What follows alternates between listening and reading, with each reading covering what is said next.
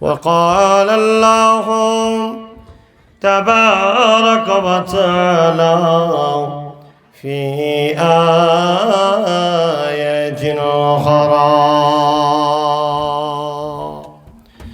وما أرسلناك إلا رحمة للعالمين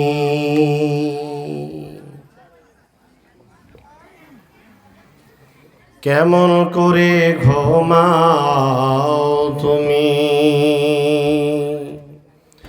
কেমন করে ঘুমাও তুমি, ফজর করে কাজা এমন তো হতে পারে জোহরে জানাজা।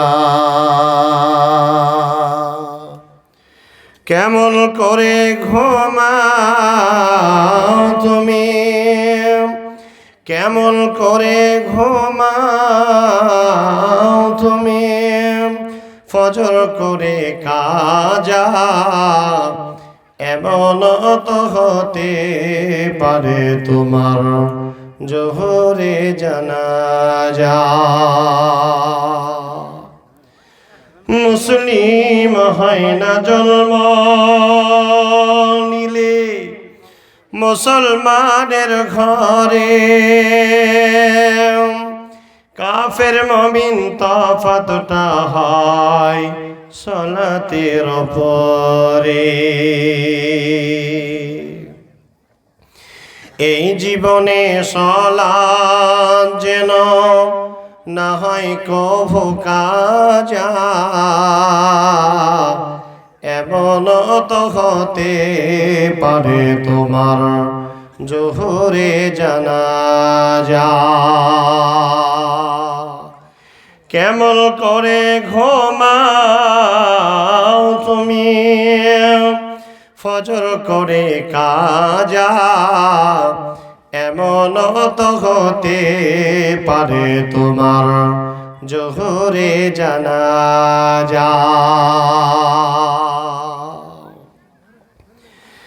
বেনামাজির লাশ কবরেতে রাখবে রে যখন,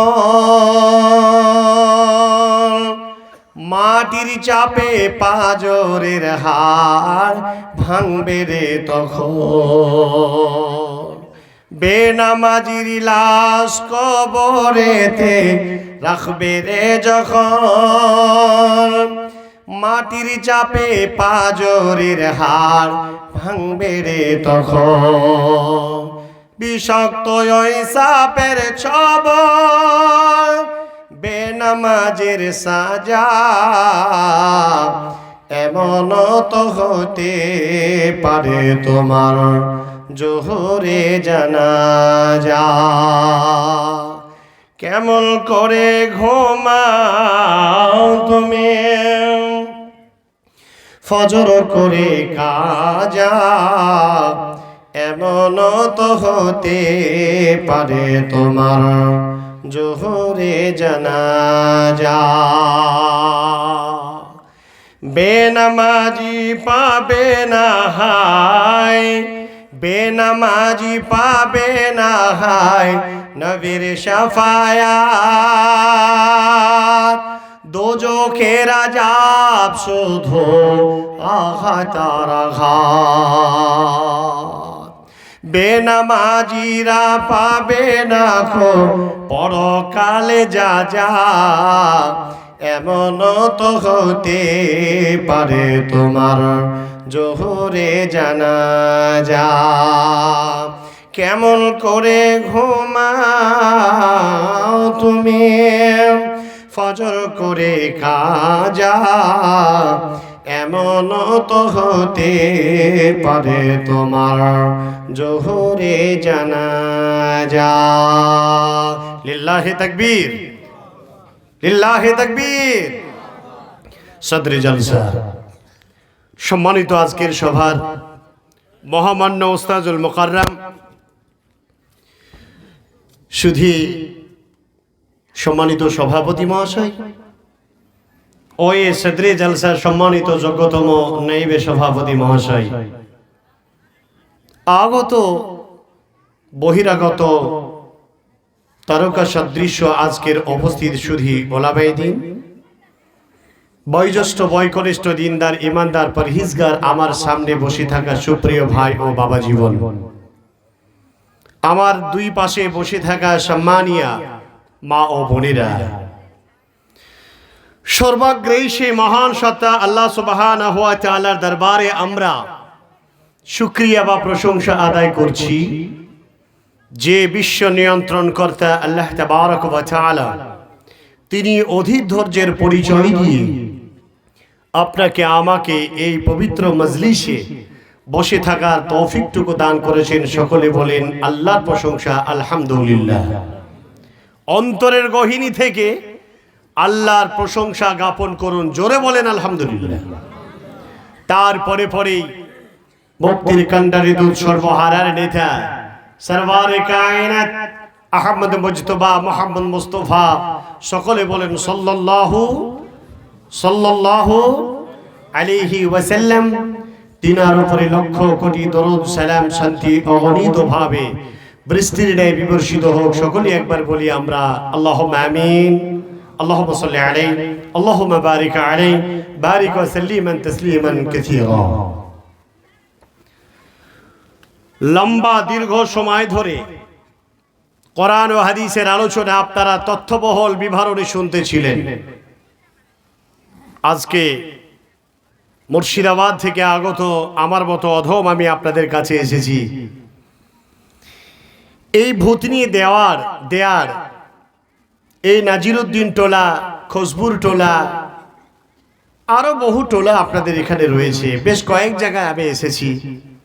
অত্র এলাকার মানুষের প্রতি একটি অত্যন্ত ভালোবাসা মহব্বত রয়েছে আমার। যদিও আজকে আপনার সামনে গুটি কয়েক কিছু কথা বলে যাব, অসুস্থতার সাথে এসেছি আপনাদের কাছে। আমি যখন মক্কাতুল মুকাররমায় জুমার সালাত আদায় করে হাঁটতেছিলাম, আমার স্নেহভাজন ভাই তালহা আমাকে ফোন করে বললেন, উস্তাদ একটা প্রোগ্রামের জন্য বলছিলাম, আজকের এই নাজিরউদ্দিন টোলা এই গ্রামের প্রোগ্রামের জন্য আমি তাদেরকে ওয়াদা করেছিলাম। মক্কা মদিনায় দীর্ঘ 19 দিন যাবত অতিক্রম করার পরে গত 14 তারিখ বেলা 7:30টার সময় ইন্ডিয়া এসে পৌঁছে বহু অসুস্থতার কারণে ঠান্ডা সর্দি জ্বর কাশি, এরপরও আমি কিন্তু আপনাদের প্রোগ্রামে আসবো না এমন চিন্তা ভাবনা কখনোই রাখিনি। বর্তমান জামানায় আলেম ওলামারা প্রচুর দুর্নামের পাত্র হয়ে দাঁড়িয়ে আছে। কেউ আবার কোথাও কন্ট্রাক্টধারীর বক্তার এক তকমা নিয়ে বসে আছে, আবার কোন আলেম ওলামা কোন জেনা ব্যভিচারের তকমা নিয়ে বসে আছে, আবার কোন আলেম ওলামা মিথ্যা চগলখড়ির দুর্নাম নিয়ে বসে আছে। কিন্তু আলেম সম্প্রদায় সকলেই কিন্তু দুর্নামের পাত্র নয়। এই মর্যাদাকে ক্ষুণ্ণ না করে আজকে আমি আপনাদের কাছে বহু কষ্ট করে এসেছি। সুপ্রিয় ভাই ও বাবা জীবন জননী মা বোনেরা, আজকে আমি আপনার সামনে পবিত্র কোরআনুল কারীম সূরা নাম্বার 3 আয়াত নাম্বার 159, সূরা আল ইমরানের 159 নাম্বার আয়াত আমি আপনার সামনে তেলাওয়াত করেছি। এছাড়াও পবিত্র ঐশ্য গ্রন্থ আল কোরআনুল কারীম সূরা নাম্বার 21 আয়াত নাম্বার 107 আমি আপনার সামনে তেলাওয়াত করেছি। এই কোরআনের আয়াতকে সামনে রেখে আমি আমার তথ্যবহল বিবরণী সংক্ষিপ্ত কিছু কথা বলি, আমার বক্তব্য ইতি টানবো ইনশাআল্লাহ। ওমা তৌফিকি ইল্লা বিল্লাহ। সারা পৃথিবীতে ইসলাম নামক বস্তুটি যেন এক শ্রেণীর মানুষের কাছে এমন একটি ঘৃণার পাত্র, আজ নয়, কিয়ামত শুরু থেকে নিয়ে পৃথিবী শুরু থেকে নিয়ে এ পর্যন্ত চলছে, এমনকি কিয়ামত পর্যন্ত চলবে। পৃথিবীর কোনো শক্তি নেই, পৃথিবীর কোনো শক্তি নেই এই ইসলাম নামক স্তম্ভটাকে সারা পৃথিবী থেকে মিটিয়ে দিতে পারবে। জোরে বলেন পারবে? পারবে না। আজকে ভারতবর্ষের মাটিতে আমরা বসবাস করি, মুসলিম সম্প্রদায়, অথচ আজকে আমাদের মধ্যে এক ইমানি জজবা, আমাদের মাঝে এক ইমানি চেতনা, আমাদের মাঝে তাকওয়া, আমাদের মাঝে ইত্তেবায়ে রাসূল, আমাদের মাঝে আল্লাহ তাবারক ওয়া তাআলার ভালোবাসা আর রেজামন্দি হাসিল করনে ওয়ালি সংখ্যা অতি নগণ্য। কোরআনুল কারীম মুসলমানদের এমন একটি ধর্মগ্রন্থ, এই ধর্মগ্রন্থ কোরআন এমন কোনো কথা বলেননি তা নয়। মানুষের জন্মলগ্ন থেকে শুরু করে মৃত্যুর দরওয়াজা পর্যন্ত এভরিথিং ইন টোটাল এই কোরআনের মধ্যে সীমাবদ্ধ রয়েছে। একজন মানুষ যদি মনে করে এই কোরআন দিয়েই আমার পূর্ণাঙ্গ আখলাক, আমার চরিত্র, আমার বিহেভিয়ার, আমার সারা পৃথিবীতে আল্লাহ তাবারক ওয়া তাআলার সন্তুষ্টি অর্জন করে নেব, এজন্য কোনো গাইডলাইনের প্রয়োজন যদি কেউ মনে করে, তার নাম হলো কোরআনুল কারীম।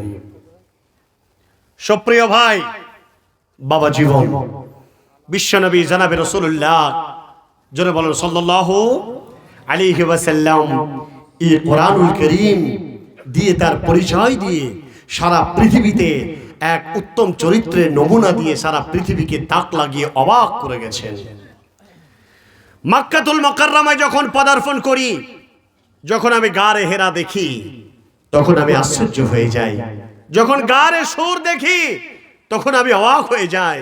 আল্লাহ রাব্বুল আলামিন রাসূল সাল্লাল্লাহু আলাইহি ওয়াসাল্লাম এত চরিত্রের অধিষ্ঠ ছিলেন, সম্মানের পাত্র ছিলেন।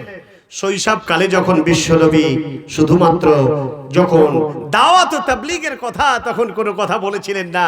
বিশ্বনবী সাল্লাল্লাহু আলাইহি ওয়াসাল্লাম আবু জাহাল, আবু লাহাব, উতবা, শাইবা, শোবা, মুগীরা, কুরাইশ, আব্দে মানাফ সমস্ত গোত্রের মানুষের কাছে এক সম্মানের পাত্র হিসেবে অভিহিত ছিলেন। তখন তারা নিজেরাই নাম দিয়েছিল মুহাম্মদ। এমনই একটি মানুষ, সে হলো সত্যবাদী, তার নাম রাখা হয়েছিল আল আমিন। আল্লাহ রাব্বুল আলামিন সাল্লাল্লাহু আলাইহি ওয়াসাল্লাম যখন একটি কথা মাথায় রাখবেন, হক আর বাতিল দুটো জিনিস। আপনি যতক্ষণ হক নিয়ে দাঁড়িয়ে থাকবেন, বাতিলের লোকেরা আপনাকে কখনোই পছন্দ করবে না। আল্লাহ রাসূল সাল্লাল্লাহু আলাইহি ওয়াসাল্লাম ততক্ষণ পর্যন্ত তাদের কাছে চরম সুনামের এবং চরম ভালোবাসার পাত্র ছিল। রাসূল সাল্লাল্লাহু আলাইহি ওয়াসাল্লাম যখন পাহাড়ের চূড়ায় উঠলেন, ওঠার পরে গোত্রদেরকে আহ্বান করে ডাক দিয়ে বললেন, হে আব্দে মানাফ, অমুক অমুক ফলানা ফলানা গোষ্ঠীকে যখন বিশ্বনবী ডাক দিলেন, আরবী সম্প্রদায়ের লোকেরা আজও উঁচু তাবকায় উঠে যদি কেউ কাউকে ডাকে, তাহলে তারা মনে করে কোনো বিপদ এসেছে, নতুবা ডাকবে কেন? বিশ্বনবী ডাক দিলেন, সবাই ছুটে গেল। আরে মুহাম্মদ ডাক দিয়েছে, সকলেই চলো। রাসূল সাল্লাল্লাহু আলাইহি ওয়াসাল্লাম বলছেন, এই পাহাড়ের পিছনে যদি কোনো শক্তি তোমাদেরকে আক্রমণ করার জন্য যদি সদা প্রস্তুত হয়ে দাঁড়িয়ে থাকে, তাহলে কি তোমরা তার মোকাবেলার জন্য কি তোমরা সদা প্রস্তুত হবে না? সকলে এক বাক্যে বলেছিল হ্যাঁ। আল্লাহর নবী একটি কথা বলেছিলেন, তাহলে তোমরা বলো লা ইলাহা ইল্লাল্লাহ, লা ইলাহা ইল্লাল্লাহ তুফলিহুন। যদি তোমরা নাই কোনো মাবুদ, একমাত্র সত্য আল্লাহ, এই কথা যদি তোমরা বলো, তাহলে তোমরাই জয়ী হবে, তোমরাই কল্যাণকামী হবে, তোমরাই পরিত্রাণকারী হবে, তোমরাই সফলতা অর্জন করবে। এই কথা বলার পরে আমরা সকলে জানি বিশ্বনবী জনাবে রাসূলুল্লাহ সাল্লাল্লাহু আলাইহি ওয়াসাল্লামকে আবু লাহাব প্রস্তরখণ্ড তুলে মেরেছিল না? প্রিয় ভাইরা আমার, আজ সেই পাহাড় দেখি, সেই গারে হেরা দেখি, যেখানে বিশ্বনবী দীর্ঘ সময় ধরে ধ্যানরত ছিলেন। মা খাদিজাতুল কুবরা রাদিয়াল্লাহু তাআলা আনহা খাবার নিয়ে কষ্ট করে 2.5 কিলোমিটার পাহাড়ের উপরে উঠে গিয়ে বলতেন, ইয়া রাসূলুল্লাহ, আপনি কষ্ট করে আপনার প্রভুর দাসত্ব, আপনার প্রভুর আরাধনা করেন। রাসূল, আপনি একটু খেয়ে হন, আপনি শক্তি হন, আপনি শক্তি ধারণ করুন।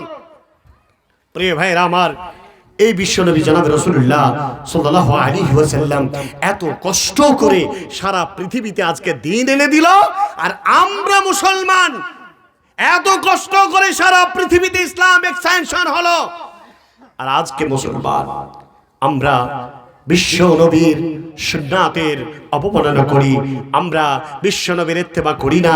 বিশ্ব নবী জনাব রাসূলুল্লাহ সাল্লাল্লাহু আলাইহি ওয়াসাল্লাম এত দয়ার, অনুগ্রহ, অনুকম্পা, অনুপ্রেরণা এমন একজন মানুষ ছিলেন যে কথা আল্লাহ রাব্বুল আলামিন পবিত্র কোরআনুল কারীম সূরা নম্বর 21 আয়াত নম্বর 107 এর মধ্যে এটা স্পষ্ট করে বলে দিয়েছেন।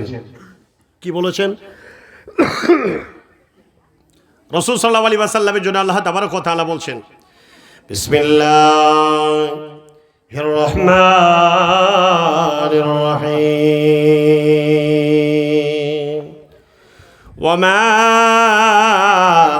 আরসালনাকা ইল্লা রাহমাতাল লিল আলামিন।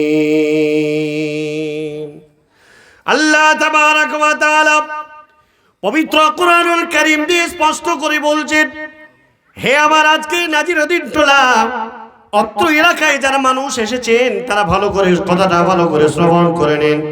বিশ্ব নবীকে আল্লাহ তাবারক ওয়া তাআলা কোরআন দিয়ে বলছেন, বিশ্ব নবী হলো পৃথিবীর একটা দয়া, অনুগ্রহ, রহমতে আলাম হলেন বিশ্ব নবী জনাবে রাসূলুল্লাহ সাল্লাল্লাহু আলাইহি ওয়াসাল্লাম। ভাইরা আমার, বন্ধুরা আমার, এই নবীদের মর্যাদা, এই নবীদের সম্মান মুসলমানরা পর্যন্ত, আমরা নামদারি মুসলমানরা দিতে পারলাম না। আজ জেনে রাখবেন, এই নবীজির মর্যাদা সম্পর্কে একটি তথ্য আপনাকে স্মরণ করে দিই। সারা পৃথিবীতে মানব চরিত্র রচনা করলো যার নাম হলো মাইকেল এইচ হার্ট। এই মাইকেল এইচ হার্ট মানুষের চরিত্র আর মনীষীদের চরিত্র লিখতে লিখতে লিখতে লিখতে এত বড় একটা মোটা বই তৈরি হয়ে গেল। শেষ পর্যন্ত তিনি সিরিয়ালের সূচিপত্র তৈরি করছেন, কার নামটা আগে দিব, কার নামটা আগে দিলে এটা আমার উপযুক্ত ইনসাফ করা হবে। মাইকেল এইচ হার্ট বহু মনীষীদের নামগুলোকে বারবার চোখের সামনে, মনের গোড়ায় নিয়ে আসেন, বারবার সূচিপত্রগুলো চোখ মেলান। শেষ পর্যন্ত তিনি বলছেন, সারা পৃথিবীর মাটিতে যদি একমাত্র দয়ার মানুষ থাকেন, সারা পৃথিবীতে যদি উন্নত চরিত্রের শিখরে পৌঁছে যাওয়ার যদি মানুষ থাকে, তার নাম হলো হযরত মুহাম্মদুর রাসূলুল্লাহ যারা বলেন সাল্লাল্লাহু আলাইহি ওয়াসাল্লাম। মাইকেল এইচ হার্ট একজন অমুসলমান। বহু মনীষীর নাম, বহু মনীষীর ঘটনা, বহু মনীষীর চরিত্র তিনি যখন ইতিহাস রচনা করলেন, শেষ পর্যন্ত কারো নাম আগে নিয়ে আসার সাহস হলো না মুহাম্মদের ছাড়া। যারা বলবেন না সুবহানাল্লাহ, নারে তাকবীর। আমরা হলাম সেই মুহাম্মদ রাসূলুল্লাহ যারা বলেন সাল্লাল্লাহু আলাইহি ওয়াসাল্লামের উম্মত। সুপ্রিয় ভাই, বন্ধু, আমার বাবা জীবন, জননী মা, আপনার সেই নবী যিনি আপনাকে সমস্ত তথ্য আজকে আপনার কাছে পৌঁছে দিয়েছেন। ভাইরা আমার, বন্ধুরে আমার, আবু জাহাল, আবু লাহাব, উতবা, শাইবা, শাওবা, মুগীরা বিশ্ব নবীকে তারা মর্যাদা দেয় নাই। বিশ্ব নবীর কথা শ্রবণ করলে তারা ক্ষেপে উঠত। জেনে রাখবেন, বিশ্ব নবীর ভিতরে কত অনুকম্পা, কত অনুপ্রেরণা, কত দয়া, কত অনুগ্রহ ছিল। একটা কোরআনের আয়াত দিয়ে যদি আপনাকে একটু এগিয়ে যায় তাহলে আপনি বুঝতে পারবেন। ভাইরা আমার, বন্ধুরা আমার, আল্লাহ তাবারক ওয়া তাআলা রাসূল প্রথম যিনি সন্দেহী করেছিলেন, প্রথম যে যুদ্ধ করেছিলেন, সেই যুদ্ধের নাম কি ছিল? আপনারা বলবেন, কে নাম ছিল? বদর। বদরের যুদ্ধ করা বিশ্ব নবীর ইচ্ছে ছিল না। বিশ্ব নবীর বদরের যুদ্ধ করার ইচ্ছে ছিল না। বাধ্য হয়ে, চাপে পড়ে 313 জন সৈনিককে মোতায়েন করে এই বদরের যুদ্ধ তিনি কমান্ডার হিসেবে নেতৃত্ব প্রদান করছেন। গত কিছুদিন আগে সেই বদরের মাঠে আমি গেলাম। আল্লাহ রাব্বুল আলামিন আমাকে একাধিকবার নিয়ে গেছেন। গত কয়েকদিন আগের কথা বলছি আপনাকে। বদরের মাঠ, রাসূল করিম সাল্লাল্লাহু আলাইহি ওয়াসাল্লাম, আমরা হাদিসে পড়েছি আল্লাহ রাসূল কোথায় ডুকরে ডুকরে কাঁদছেন, হাত তুলে আল্লাহর কাছে দোয়া করছেন। আর একদিকে মুসলমানদের 313 জন সৈনিককে রাসূল সারিবদ্ধভাবে দাঁড় করিয়ে দিয়েছে। এদিকে কুফারে মক্কা তারাও একদিকে সারিবদ্ধ হয়ে দাঁড়িয়ে গেছে। প্রিয় ভাইরা আমার, শয়তান মানুষের রূপ ধারণ করে, শয়তান মানুষের রূপ ধারণ করে কুফফারে মক্কাদেরকে বলছে, আজ তোমরাই তো জয়লাভ হবে, এত সৈনিক, এর পরেও কি তোমরা 313 জন লোকের মধ্যে পারবে না? অসম্ভব, তোমরা জিতে যাবে। শয়তান সাদা পোশাক পরিহিত আল্লাহর সৈনিক আসমান থেকে যখন নাজেল হচ্ছে, শয়তান তখন লেজ গুটিয়ে পালিয়ে যাচ্ছে, নিঘাত তোমাদের পরাজয় ঘটবে, মুহাম্মদ রাসূলুল্লাহ সাল্লাল্লাহু আলাইহি ওয়াসাল্লাম তিনি জিতে যাবেন। বদরের যুদ্ধে 313 জন সাহাবী নিয়ে বিশ্ব নবী আল্লাহ রাব্বুল আলামিনের সাহায্য নিয়ে তিনি জয়লাভ করলেন। জোরে বলেন আলহামদুলিল্লাহ। আমি ঘটনা বলতে চাচ্ছি না, শুধু থিমটা আপনার কাছে তুলে ধরতে চাচ্ছি, ধৈর্য ধরে বসুন।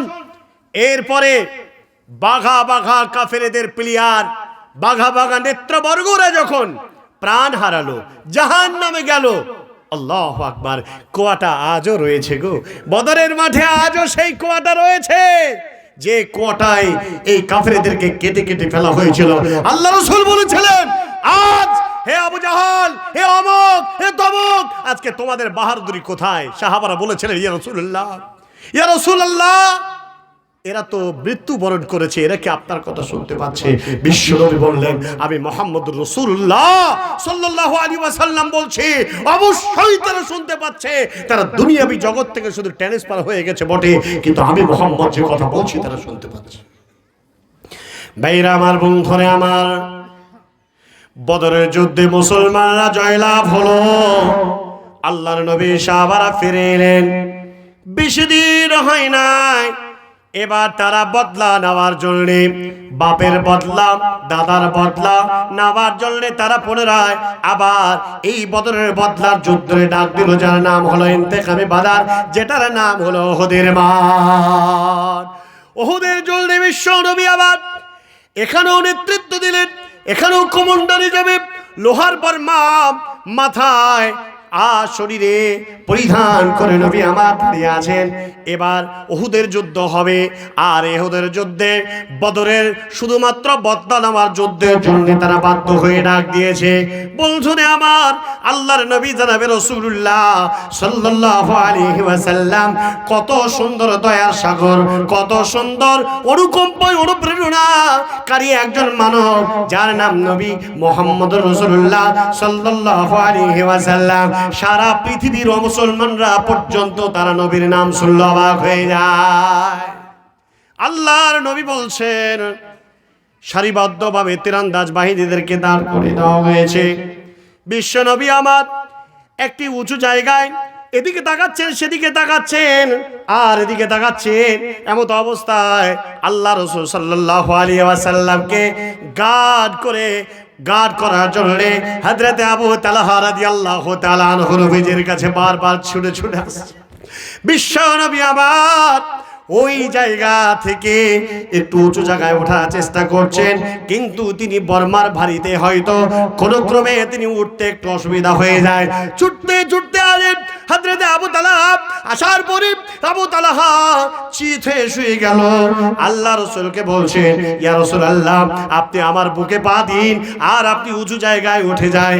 আসলে বুঝতে হবে, বিশ্ব নবীকে বুকের উপরে পা দিয়ে উঠতে নবী চান না এমনটা নয়, কিন্তু হযরত আবু তালহা আল্লাহ রাসূলের ভালোবাসা, বিশ্ব নবীকে পেরবি করা, বিশ্ব নবীকে মহব্বত করার পরিচয় দেওয়ার একটা বড় মৌকা পেয়ে গেছে। বুকের উপরে পা রাখলেন, বিশ্ব নবী উঠে গেলেন। রাসূল আমার এদিকে তাকাচ্ছেন, সেদিকে তাকাচ্ছেন, এই করছেন, সে করছে। ভাইরা আমার, প্রাণপণে লড়াই চলছে, মুসলমানরা জয়লাভের কিনারায় পৌঁছে গেছে। আবারও এই উহুদের প্রান্তে মুসলমানরা জিতে যাবে। গনিমতের মাল, কাফেরদের, মক্কার কাফেরদের মালগুলো ফেলে ফেলে তারা পালিয়ে যাচ্ছে। রাসূলুল্লাহ সাল্লাল্লাহু আলাইহি ওয়াসাল্লামের সাহাবারা আপ্লুত হয়ে আবেগের বশীভূতে বিশ্বনবী তাদেরকে নির্দেশ দেন নাই, যাও গনিমতের মাল তোমরা লুটে নিয়ে এসো। আল্লাহ রাসূল তাদেরকে তখনও অনুমতি দেয় নাই। ভালো করে শুনে যাবেন, রাসূল করিম সাল্লাল্লাহু আলাইহি ওয়াসাল্লাম গনিমতের মাল লুণ্ঠন বা কুড়িয়ে নিয়ে আসার জন্য অনুমতি দেন নাই। এমত অবস্থায় বিনা পারমিশনে যুদ্ধে তো আমরা জয়ী হয়েই গেছি, এই ভেবে বেশ কিছু সাহাবী তিনারা ছুটে চলে গিয়ে তিনারা গানিমতের মাল লুণ্ঠন করতে শুরু করলেন। উল্টো দিকে তখন মুসলমান কুফার হালাতে ছিলেন, যার নাম হযরতে খালিদ বিন ওয়ালিদ রাদিয়াল্লাহু তাআলা আনহু। এই খালিদ বিন ওয়ালিদের নেতৃত্বে পাল্টা দিকের রাস্তা দিয়ে মুসলমানদেরকে কবজা করে নিয়ে পাইকারি হারে আঘাত হানতে শুরু করলো। আঘাত হানতে হানতে এক নয় দুই নয় 70 জন সাহাবী প্রাণ হারালো। জোরে বলেন ইন্না লিল্লাহি ওয়া ইন্না ইলাইহি রাজিউন। ভাইরা আমার, বন্ধুরা আমার, এমন অবস্থায় আল্লাহ তাবারক ওয়া তাআলা রাসূল এত বড় ভুল করার কারণে রাসূল রাগলেন না তিনাদের উপরে, কেননা আল্লাহ রাসূল তাদেরকে তখনও পারমিশন দেন নাই তোমরা গানিমতের মাল লুটে নাও, কিন্তু বিশ্ব নবীর বিনা পারমিশনে তারা মাল কুড়াতে চলে গেল। পাল্টা দিকে কি হলো, এইভাবে তেনারা ক্ষতিগ্রস্তের মধ্যে পড়ে গেলেন। আল্লাহ রাব্বুল আলামিনের রাসূলের মাথায় আঘাত হলো। হযরতে আবু তালহা রাদিয়াল্লাহু তাআলা আনহু বিশ্ব নবীকে বাঁচানোর জন্য, বিশ্ব নবী চতুর্দিকে যেদিক দিয়ে তীর আসে আল্লাহ রাসূলকে হযরত আবু তালহা ঢাল করে দাঁড়িয়ে থাকলো বিশ্ব নবীকে মাহফুজ রাখার জন্য। আবু তালহার গায়ে 180 খানা তীর এসে গেঁথে গেল। জোরে বলেন সুবহানাল্লাহ। 180 খানা তীর গেঁথে গেল। বিশ্ব নবীর শেষ পর্যন্ত এমন একটি আঘাত এলো, হেলমেট ভেঙে চাবল উফরে বিশ্ব নবীর দুটি দাঁত পর্যন্ত থেকে গেল। আল্লাহ রাসূলকে আর সাহাবারা ওই জায়গায় স্থিরভাবে দাঁড় হতে দেবেন না, গার্ড করে তেনাকে নিয়ে চলে গেলেন সেই উহুদের বিরাট বড় পর্বত, এই পর্বতের উপরে। এখানে একটি কথা আছে, ভালো করে স্মরণ করিয়ে দিই আপনাদের। যখন বিশ্বনবী জনাবে রাসূলুল্লাহ বলি একবার সাল্লাল্লাহু আলাইহি ওয়াসাল্লাম কে যখন যাচ্ছেন, তখন পাহাড়ে উঠতেই পাহাড় থর থর থর থর থর থর করে কাঁপছে। বিশ্বনবী বলছেন, তুমি কাঁপছো কেন? তুমি কি জানো তোমার উপরে কে পদার্পণ করেছেন? আমি মুহাম্মদুর রাসূলুল্লাহ, জোরে বলেন সাল্লাল্লাহু আলাইহি ওয়াসাল্লাম। আর আমার সঙ্গে আছে একজন মালাইকা, আল্লাহর ফেরেশতা। প্রিয় ভাইরা আমার, বিশ্বনবীর ব্যাপারে প্রপাগান্ড ছড়িয়ে গেল, আল্লাহ রাসূল পড়ে গেলেন। ওই অবস্থায় গার্ড করে নিয়ে উহুদের পাহাড়ে উঠে যাওয়া হলো। প্রপাগান্ড ছড়িয়ে গেল বিশ্বনবী মারা গেছে, তোলপাড় হলো সাহাবাদের শোকের, আর সাহাবারা খেপে গেলেন। ভাইরা আমার, বন্ধুরা আমার, শুধু তাই নাই, এত বড় মুসিবা, এত বড় কষ্ট, এত বড় পরীক্ষার মধ্যে বিশ্বনবী পড়ে গেলেন। শেষ পর্যন্ত আল্লাহর নবী কোনো কথা বললেন না, কোন রকমের রাগ দেখালেন না। জয়লাভকৃত যুদ্ধ আবার পরাজয় হয়ে গেল। আল্লাহ তাবারক ওয়া তাআলা কোরআনুল কারীমের আয়াত নাযিল করে দিলেন আল্লাহ রাসূল সম্পর্কে। আল্লাহ তাবারক ওয়া তাআলা তিনি বলছেন, ফাবিমা রাহমাতিম মিনাল্লাহি লিনতা লাহুম ওয়ালাউ কুনতা ফাদ্দান গালিযাল কলবি লানফাদ্দু মিন হাওলিক ফাআফু আনহুম ওয়াস্তাগফির লাহুম ওয়াসাবিরহুম ফিল আমর ফাইদা আযামতা ফাতাওয়াক্কাল আলাল্লাহ ইন্নাল্লাহা ইউহিব্বুল মুতাওয়াক্কিলিন। আল্লাহর নবীকে আল্লাহ বলছেন, ফাবিমা রাহমাতিম মিনাল্লাহি লিনতা লাহুম, ও নবী মুহাম্মদ, আমি আপনার অন্তরটা তাদের জন্য অতি নরম করে দিয়েছি, অতি কোমল করে দিয়েছি, অতি হৃদয় অঙ্গনকারী আপনাকে বানিয়ে দিয়েছি।